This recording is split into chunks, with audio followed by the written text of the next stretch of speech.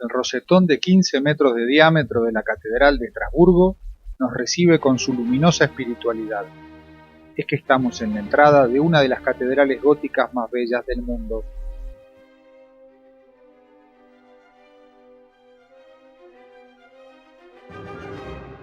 La Catedral de Notre-Dame de Estrasburgo está situada en el centro histórico de esta ciudad francesa.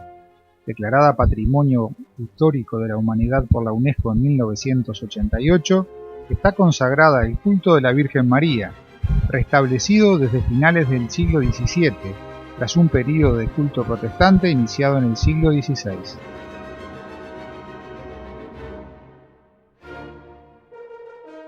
Con más de 1000 años de antigüedad, esta gran catedral es propiedad del Estado francés, que la declaró monumento histórico en 1862. Fue construida a lo largo de 4 siglos, desde el año 1015 hasta 1439, y es considerada un ejemplo destacado de la arquitectura del arte del gótico tardío. Acumula la maestría de diferentes arquitectos venidos sucesivamente de Borgoña, desde el Reino de Francia y desde el Sacro Imperio. Para su construcción se combinaron los estilos de obras como en otras catedrales, la de Chartres, la de Notre-Dame de París, de Reims y otras de Suabia o de Bohemia.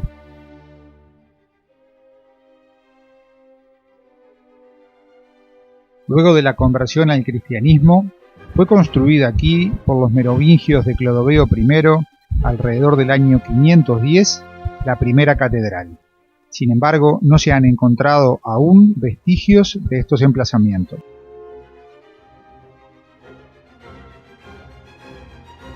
Hacia el año 1050 estuvo pronta la primera catedral románica.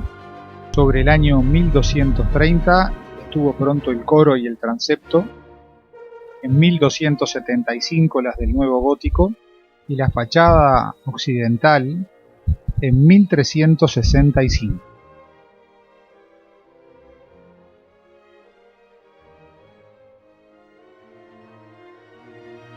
Al igual que la ciudad de Estrasburgo, la catedral conecta influencias culturales alemanas y francesas, mientras que las estructuras orientales, por ejemplo el coro y el portal sur, todavía conservan rasgos muy románicos, con más énfasis en las paredes que en las ventanas.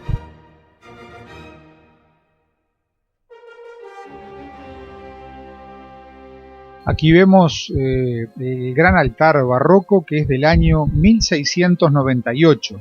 Su estructura es de ese año y sus pinturas de 1776.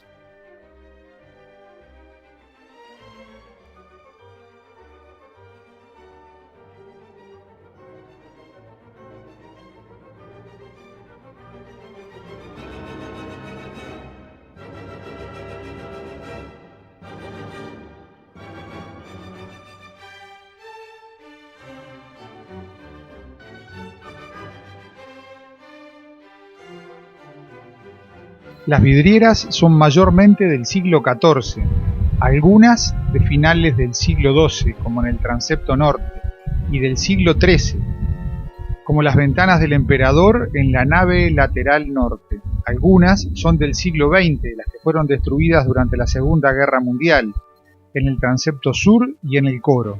Y también hay vidrieras de la antigua iglesia dominica, destruidas en 1870, en la capilla San Laurent y en la capilla San Andrés. Cuenta una de las leyendas sobre esta catedral que el edificio descansa sobre una inmensa cantidad de robles que fueron hundidos en las aguas de un lago subterráneo. También dice la leyenda que un barco vagaría alrededor del lago sin nadie adentro, aunque el ruido de los remos podría escucharse desde la catedral.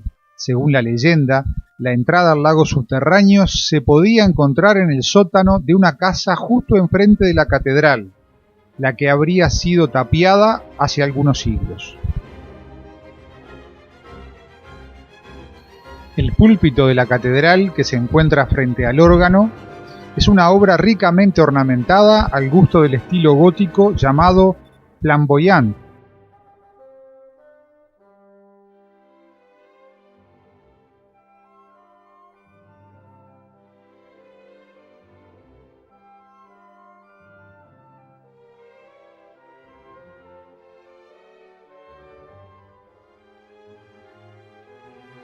El magnífico órgano de tubo suspendido en el lado norte de la nave central es del año 1385.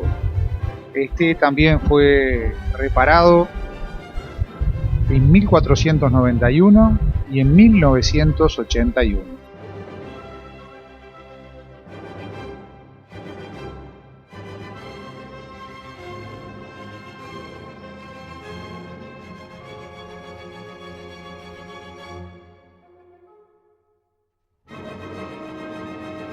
Este magnífico rosetón tiene 15 metros de diámetro y es uno de los mayores de Europa. Los rosetones se utilizaron principalmente en las fachadas de las iglesias góticas.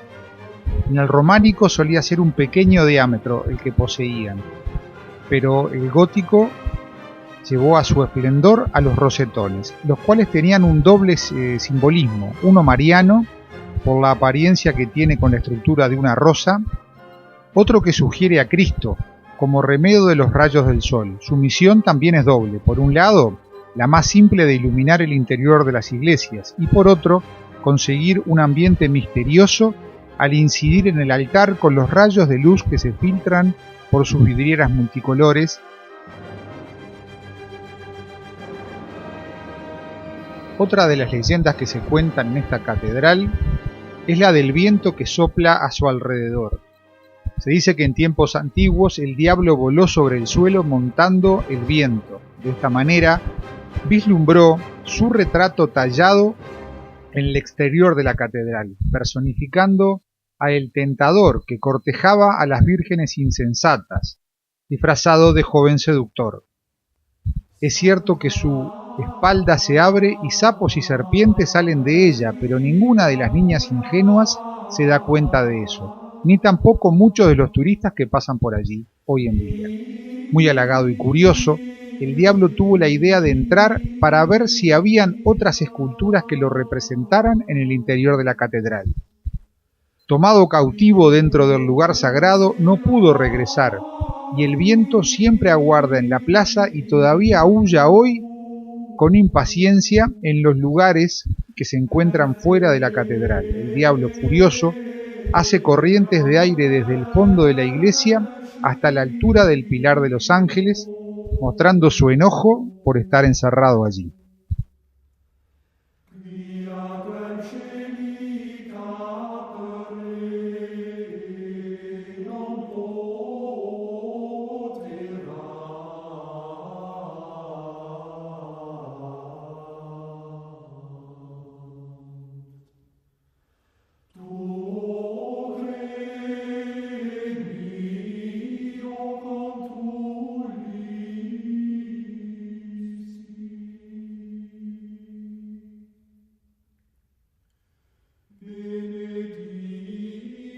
Otro de los lugares ineludibles de la catedral es el reloj astronómico, que se encuentra ricamente decorado y data del siglo XVI.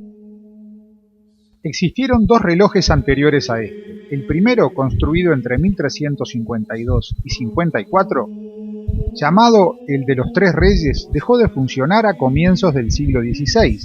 Queda de ese reloj un callo autómata hecho de madera policromada e hierro forjado, que se exhibe en la sala de relojes del Museo de Artes Decorativas de Estrasburgo. El segundo reloj fue construido entre 1547 y 74. Fue obra de los matemáticos Christian Herrling y Konrad Daisy-Podius, de los hermanos relojeros Habrecht y del pintor Tobias Stimmer. Este era un reloj astronómico y por lo tanto indicaba el movimiento global de los planetas sobre un astrolabio. Un calendario perpetuo indicaba las fiestas movibles en un período de 100 años. Por último, estaban pintados los eclipses en paneles.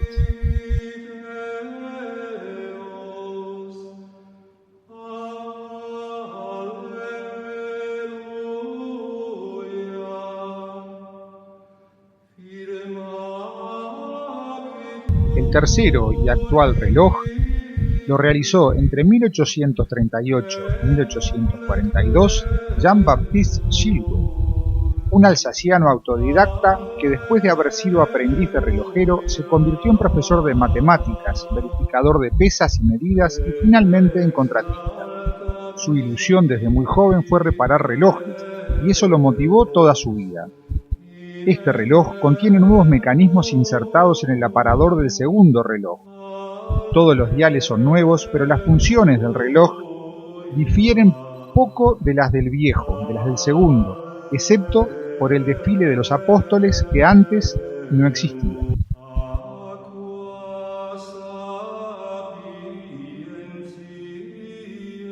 Este reloj, el de Gilwe, hace lo mismo que el de Deipodius, pero de mejor manera. Mientras que el viejo reloj indicaba las fiestas movibles por adelantado para un periodo de 100 años, el nuevo determina las fiestas movibles para el año siguiente y a fines de cada año.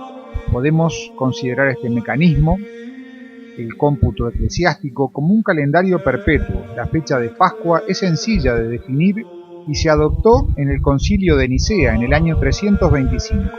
Según el concilio, la Pascua cae en el domingo siguiente al día 14 lunar, esto es, en el 21 de marzo o inmediatamente después.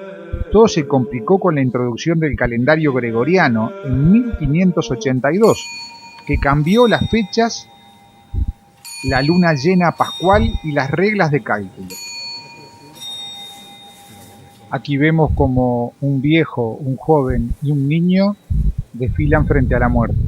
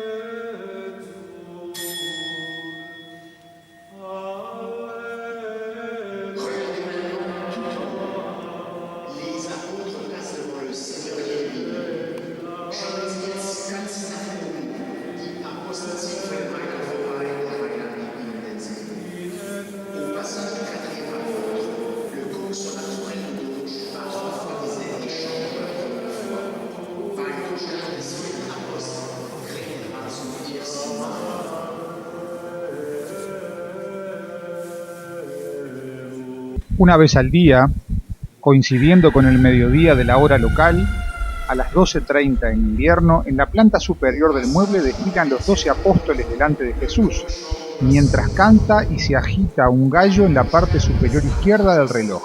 Este gallo nada tiene que ver con las negaciones de Pedro, ya que había un gallo en los relojes anteriores, cuando no existía el grupo de apóstoles.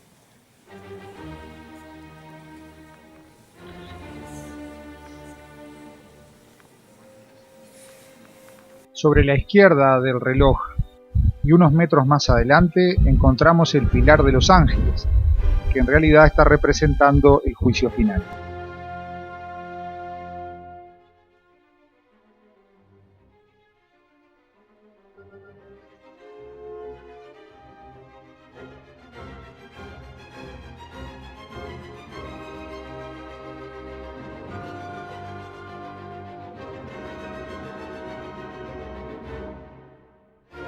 El reloj astronómico de la Catedral de Estrasburgo indica mucho más que la hora oficial, ya que también permite conocer el tiempo promedio, el día, el mes, el año, el signo del zodíaco, las fases de la luna y las posiciones de los planetas hasta Saturno.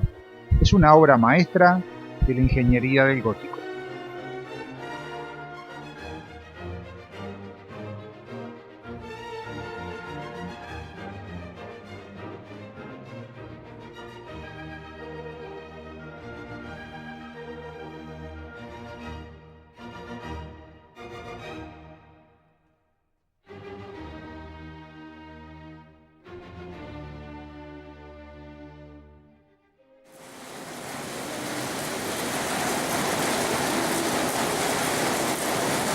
Aprovechando esta mañana fresca y lluviosa, Vamos subiendo los cientos de escalones que nos van a llevar hasta la parte más alta de la Catedral de Estrasburgo. Recordando un poco la historia, fue en 1399 que es llamado desde Ulm para participar en la obra el prestigioso arquitecto imperial Ulrich von Eisenheim, que había participado en la construcción de la Catedral de Ulm, y a quien se debe el proyecto de la elevación de la gran torre campanario norte de una altura del doble de la fachada que en ese momento tenía esta catedral.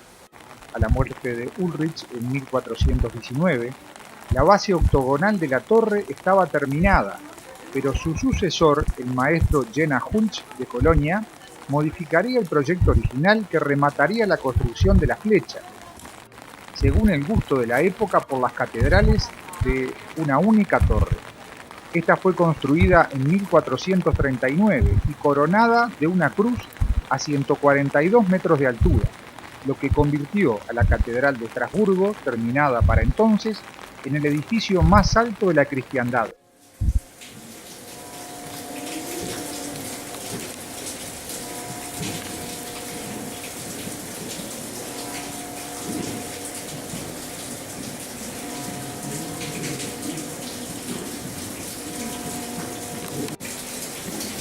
Desde lo alto de la plataforma, en un día claro, se pueden llegar a ver el bosque de los Vosgos y hacia el otro lado hasta la Selva Negra. 2 veces por año la catedral tiene un fenómeno mágico y misterioso. Es un rayo de luz verde que a las 11:30 de la mañana del equinoccio de primavera a finales de marzo y a las 12:24 durante el equinoccio de otoño a finales de septiembre, el sol atraviesa el pie de vidrio de una representación del patriarca Judá y proyecta una luz verde sobre el púlpito, precisamente sobre la cabeza de Cristo. La Catedral de Estrasburgo alberga el conjunto más rico de campanas de Francia. Su sistema de timbre doble es único en Europa. Al lado de las 4 campanas simples para las horas, dispone de 16 campanas debandadas para los oficios, los ángelus y los tañidos fúnebres, repartidas entre la atalaya de la delantera y la torre Klotz octogonal, erigida en la parte trasera del edificio en 1878. Para muchos estrasburgueses, la campana de las 10 horas sigue siendo la campana de los judíos, que recuerda la época en la que los judíos eran expulsados de la ciudad al final del día. En los hechos, esta campana habría tocado el cierre de las puertas hasta la Revolución. Más tarde anunciaba a las 22 horas el toque de queda.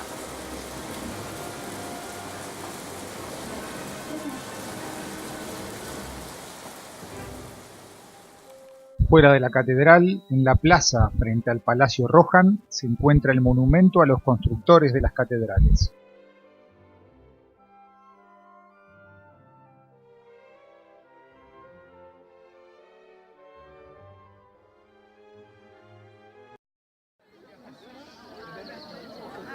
Y para terminar nuestra visita a la Catedral de Notre Dame de Estrasburgo, vamos a ver un espectáculo de luces que en la noche recibe a todos los visitantes en la plaza frente al palacio.